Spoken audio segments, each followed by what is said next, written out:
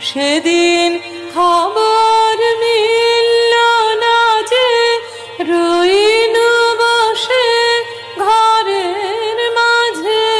সেদিন খবর মিলল না যে রইনু বসে ঘরের মাঝে।